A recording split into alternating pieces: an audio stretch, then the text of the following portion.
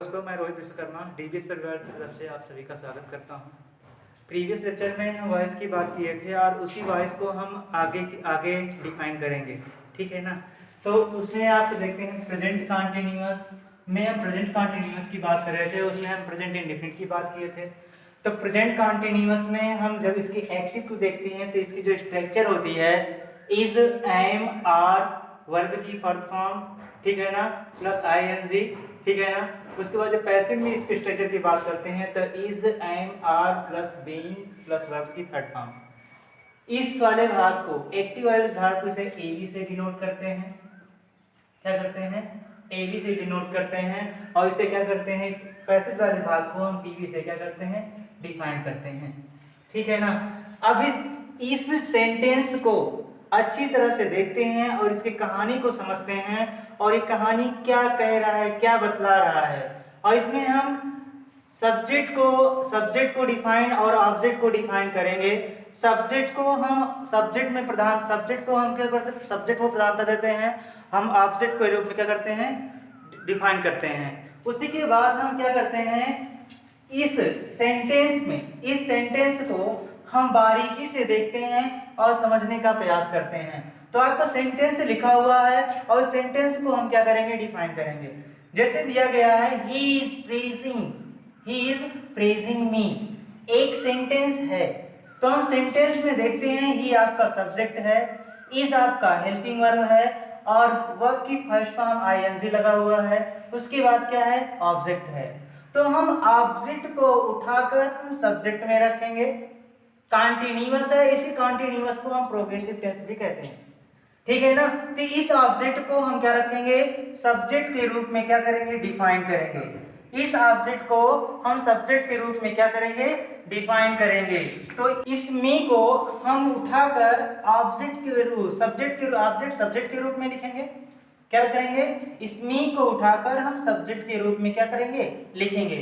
मी को सब्जेक्ट के रूप में मैंने लिखा तो आई हुआ। क्या हुआ? आई हुआ।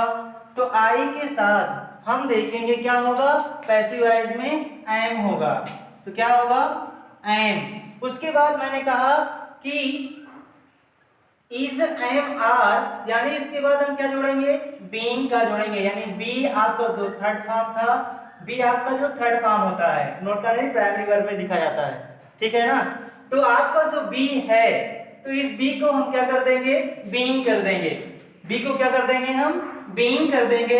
यानी क्या हो जाएगा? Am being, am being. उसके बाद वर्ब की क्या है? फोर्थ फॉर्म है, आईएनजी लगा हुआ है, कंटीन्यूअस है। इसको हम थर्ड फॉर्म में क्या करेंगे? चेंज करेंगे। तो क्या हो जाएगा? प्रेज्ड। क्या हो जाएगा? प्रेज्ड। उसके बाद आपका सुटेबल प्रीपोजिशन, सुटेबल जो प्रीपोजिशन होगा हम क्या लगा देंगे? बाय का प्रयोग कर देंगे। और इस एक्टिव वॉइस में जो ही है ना, एजेंट के रूप में इसको क्या रख देंगे? हिम कर देंगे। बात समझ में आई इस पे? उसके बाद दूसरे सेंटेंस को हम देखते हैं और दूसरे सेंटेंस ठीक उसी तरह है और ऑब्जेक्ट को हम क्या करेंगे? सब्जेक्ट के रूप में हम पैसिव बनाएंगे। तो इस ए टेबल को हम क्या करेंगे? ऑब्जेक्ट के रूप में रखेंगे। तो क्या हो जाएगा? ए टेबल को हम क्या रखा? ऑब्जेक्ट यानी सब्जेक्ट के रूप में रखा। तो ए टेबल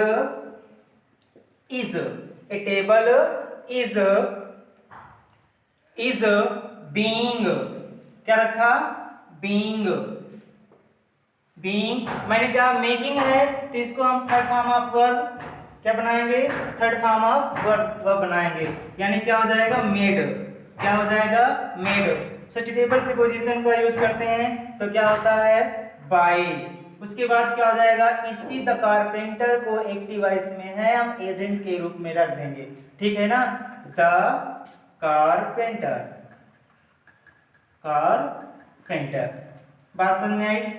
अगर हम तीसरी एग्जांपल की बात करें तो ए स्ट्रक्चर है, ए पिक्चर है। अगर आपको इस तरह ना समझ में आए तो हम स्ट्रक्चर से आपको हम अच्छी तरह से डिफाइन कर सकते हैं। ये आपका सब्जेक्ट है, ये आपका हेल्पिंग वर्ब है, इसी को एक्जेक्टिव वर्ब कहते हैं। ये आपका क्या है? मेन वर्ब है और ये क्या होता है? ऑब्जेक्ट। हम इसको यहाँ पर ट्रांसफर करते हैं, हम इसको क्या करते हैं? यहाँ पर क्या करते हैं? ट्रांसफर करते हैं और इस ऑब्जेक्ट को हम सब्जेक्ट के रूप में लिखते हैं। ठीक है ना।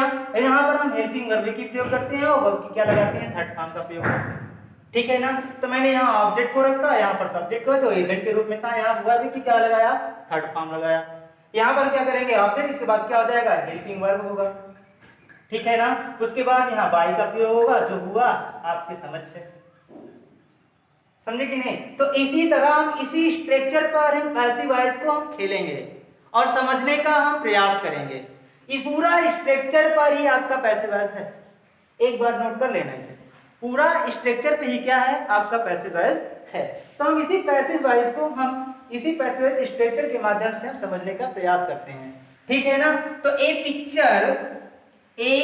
पिक्चर आपका ऑब्जेक्ट है, मैंने सब्जेक्ट के रूप में रखा, ए पिक्चर इज। उसके बाद रखा आपका बी फोर्थ फॉर्म क्या है, आईएनजी है ना, तो लगा दिया बीइंग हुआ। उसके बाद मैंने कहा पेंटिंग है, पेंट आपका वर्ब है, आईएनजी लगा, यानी कंटीन्यूअस में है। तो मैंने जब लगाया इसमें जो पैसिव वॉइस बनाने का प्रयास कर रहे हैं, तो मैंने क्या लगाया, थर्ड फॉर्म ऑफ वर्ब। ठीक है ना। जब थर्ड फॉर्म ऑफ वर्ब की बात करें तो ये पेंटेड हो जाएगा, क्या हो जाएगा, पेंटेड। उसके बाद ठीक सब्स्टिट्यूटिव प्रीपोजिशन का हम यूज करते हैं और लगाते क्या है, बाय का प्रयोग। उसके बाद आई आपका सब्जेक्टिव केस है, बदल जाएगा किसमें, ऑब्जेक्टिव केस में, तो क्या हो जाएगा, मी। उसके ठीक बाद हम चौथी एग्जांपल की बात करें तो I am watching the tennis, यानी I am watching the tennis, यानी टेनिस आपका क्या है, आपका द टेनिस आपका ऑब्जेक्ट है एक्टिव वॉइस में। तो हम पैसिव वॉइस बनाने का प्रयास कर रहे हैं, द टेनिस इज, ठीक है ना, the tennis is being watch, first form of verb, ING लगाया तो आपका फोर्थ फॉर्म बना, कंटीन्यूअस में कहलाया। ठीक है ना। तब थर्ड फॉर्म ऑफ वर्ब करेंगे तो क्या हो जाएगा, वॉच्ड, क्या हो जाएगा, वॉच्ड। ठीक सब्स्टिट्यूटिव प्रीपोजिशन का हम यूज करेंगे तो क्या हो जाएगा, बाय। उसके बाद आई का क्या कर देंगे, मी कर देंगे। उसके बाद पांचवें एग्जांपल की बात करें और सबसे अच्छा एग्जांपल है, ठीक है ना, सबसे अच्छे एग्जांपल को हम देखते हैं और अच्छे से इसे डिफाइन करते हैं। They are laughing at you, laughing के बाद आपका एक फिक्स प्रीपोजिशन क्या है, एक्टिव वॉइस में एट का प्रयोग किया गया है और उसके ठीक बाद आपका क्या है, ऑब्जेक्ट है। तो हम इसको यू को हम सब्जेक्ट के रूप में लिखेंगे, यानी ऑब्जेक्ट को सब्जेक्ट के रूप में क्या करेंगे, लिखेंगे। तो ये क्या हो जाएगा, आपका यू हो जाएगा। उसके बाद हम देखते हैं इसके अनुसार आपका जो हेल्पिंग वर्ब यानी ऑक्सिलरी वर्ब जो होगा आर होगा, क्या होगा, आर होगा। उसके बाद बी का फर्स्ट फॉर्म यानी थर्ड फॉर्म था, मैंने उसमें फोर्थ फॉर्म प्रयास किया, तो बी आपका जो थर्ड फॉर्म मैंने पहले बताया, बी आपका थर्ड फॉर्म होता है जिसे आप प्राइमरी ऑक्सिलरी वर्ब में लिखते हैं। ठीक है ना, प्राइमरी ऑक्सिलरी वर्ब में हम क्या करते हैं, लिखते हैं इसे प्राइमरी वर्ब में। तो मैंने क्या लगाया, हम इसमें बीइंग लगाया, क्या लगाया, बीइंग, पैसिव वर्ब जब ट्रांसफर कर रहे हैं तो। अब मैंने लाफिंग कहा तो लाव, क्या, लाव थर्ड फॉर्म ऑफ वर्ब क्या होगा, लॉग। उसके बाद ठीक इसी के बाद हम प्रीपोजिशन को स्थित कर देंगे, रख देंगे, क्या कर देंगे, रख देंगे, तो लॉग एट। उसके बाद ठीक प्रीपोजिशन एक, ये आपका फिक्स्ड प्रीपोजिशन होता है, ये क्या होता है आपका, ठीक फिक्स प्रीपोजिशन होता है, इसे फिक्स कहा जाता है, ये वर्ब के तुरंत बाद लगता है। ठीक है ना।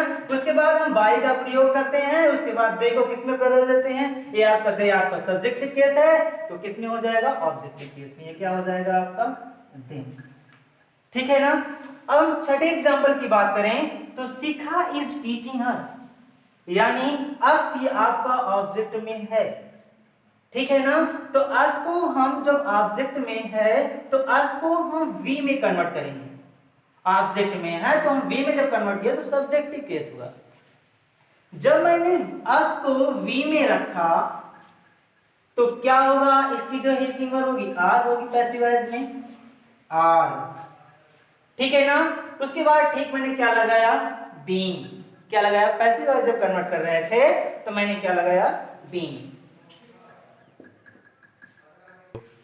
बीइंग, क्या लगाया, बीइंग। उसके बाद हम टीच का आपका हम टीचिंग है, आप वर्ब की हम थर्ड फॉर्म का प्रयोग करेंगे, क्या हो जाएगा taught, TAUGHT। उसके बाद बाई सीखा, आपका एजेंट के रूप में कार्यरत है, तो मैंने क्या रखा सीखा, क्या लिखा सीखा। तो ठीक इसी तरह हम पैसिव वॉइस को क्या करते हैं डिफाइन करते हैं। उसके बाद हम नेगेटिव की हम क्या करेंगे अब चर्चा करते हैं। हम क्या करते हैं नेगेटिव सेंटेंस को हम क्या करेंगे डिफाइन करेंगे और उसको समझने का प्रयास करेंगे। तो नेगेटिव सेंटेंस क्या बात कर रहे हैं हम, नेगेटिव सेंटेंस यानी प्रेजेंट कंटिन्यूअस का नेगेटिव सेंटेंस की हम बात अब करेंगे और इसको हम क्या करेंगे डिफाइन करेंगे। इसी को हम निषेधात्मक वाक्य कहते हैं। तो हमने स्ट्रक्चर के माध्यम से मैं बताने का प्रयास करूंगा। एक्टिव वॉइस में मैंने लिखा आपका, एक्टिव वॉइस में मैंने पैसिव वॉइस की बात किया, आपका सब्जेक्ट आपका होगा, ठीक है ना। आपका क्या हो जाएगा ये हेल्पिंग वर्ब होगा, यहाँ पर क्या हो जाएगा चेंज्ड, चेंज्ड हेल्पिंग वर्ब होगा। यहाँ ठीक बात क्या हो जाएगा आपका सुटेबल प्रीपोजिशन होगा, वर्ब की थर्ड फॉर्म होगा, उसके बाद सुटेबल प्रीपोजिशन होगा, ठीक है ना। उसके बाद आपका प्रीपोजिशन के बाद आपका जो एजेंट के रूप में जो कार्य करता है उसको हम लिखते हैं, ठीक है ना। ये आपका सब्जेक्ट है, आपका चेंज हेल्पिंग वर्ब है, क्या है ये चेंज आपका हेल्पिंग वर्ब है, ये आपका वर्ब की थर्ड फॉर्म है, ये सुटेबल प्रीपोजिशन है। उसके बाद एजेंट के जो कार्य होता है उसकी हम बात करते हैं, ठीक है ना। तो इसी तरह हम इसको क्या करते हैं डिफाइन करते हैं। तो मैंने देखा कि इस एम आर में हम इसके आर के बाद क्या लगा देंगे, हम नॉट का प्रयोग कर देंगे और नॉट के बाद हम क्या लगाएंगे बीइंग और वर्ब की थर्ड फॉर्म पैसिव वॉइस बनाने के लिए, क्योंकि निषेधात्मक वाक्य है नकारात्मक वाक्य है। तो हम you are not taking the exam seriously, तो द एग्जाम को हम क्या बना लेते हैं आपका ऑब्जेक्ट, तो यहां लिखेंगे the exam is, the exam is not, उसके बाद क्या बनाएंगे बीइंग लगा देंगे, क्या लगा देंगे बीइंग। उसके बाद टेकन क्या लेंगे वर्ब की थर्ड फॉर्म ऑफ टेकन लगा देंगे। उसके बाद सुटेबल प्रीपोजिशन का हम प्रयोग करेंगे, टेकन, टेकन इसके नहीं, उसी के टेकन के बाद हम क्या कर देंगे सीरियसली का प्रयोग कर देंगे, टेकन सीरियसली बाय यू, आपका जो एजेंट है उसके रूप में हम क्या कर दिए यूज कर दिए सीरियसली बाय यू। उसके बाद मैंने देखा दूसरे वाले एग्जांपल में you are not playing this match, तो मैंने क्या किया दिस मैच को हम ऑब्जेक्ट को ऑब्जेक्ट में डिफाइन कर लेंगे और ऑब्जेक्ट को हम सब्जेक्ट के रूप में क्या करेंगे लिखेंगे। तो दिस मैच इज नॉट, उससे के बाद हम क्या लगाएंगे बीइंग, उसके बाद प्लेइंग है ना, इसको हम थर्ड फॉर्म में कन्वर्ट कर देंगे, तो प्लेड बाय यू को हम एजेंट के रूप में क्या कर देंगे डिफाइन कर देंगे यू, ठीक है ना।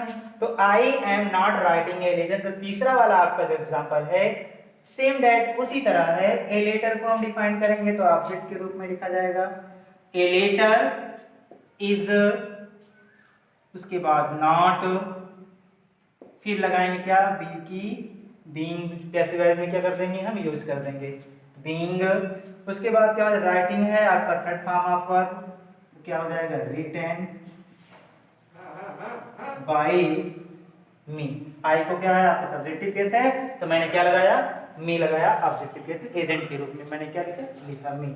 उसके बाद मैंने देखने का प्रयास किया the children are not making a noise, a noise आपका क्या है आपका ऑब्जेक्ट है, तो मैंने लिखा a noise is not, a noise is not. उसके बाद मैंने लगाया वर्ब की third form of verb making, making है तो मैंने क्या किया इसे मेड बनाया थर्ड फॉर्म, जब मेड बनाया थर्ड फॉर्म ऑफ वर्ब लगाया, सॉरी इसके पहले हम क्या लगाएंगे बीइंग का प्रयोग करेंगे पैसिव वॉइस बनाने के लिए। उसके बाद हम क्या बनाएंगे मेकिंग का हम क्या कर देंगे मेड, उसके बाद ठीक प्रीपोजिशन का हम क्या करेंगे प्रयोग करेंगे और ठीक सुटेबल प्रीपोजिशन आपका क्या होगा बाय, उसके बाद द एजेंट के रूप में द चिल्ड्रेन। उसके ठीक बाद हम जो अगला वाला जो आपका सेंटेंस है उसको हम डिफाइन करेंगे और इस स्नेक को हम ऑब्जेक्ट के रूप में रखेंगे। तो क्या हो जाएगा, ए स्नेक इज, ठीक है ना। उसके तुरंत बाद हम क्या लगाएंगे, नॉट, उसके बाद क्या लगाएंगे, being, a snake is not being, ही आपका सब्जेक्टिव केस है। उसके बाद हम क्या कर देंगे, एजेंट के रूप में पर्टिकुलर प्रीपोजिशन लिखने के बाद, sorry, not being killed, third form of verb, killed by him. इसी तरह हम नेगेटिव सेंटेंस को भी क्या कर लिए, पूरा कर लिए।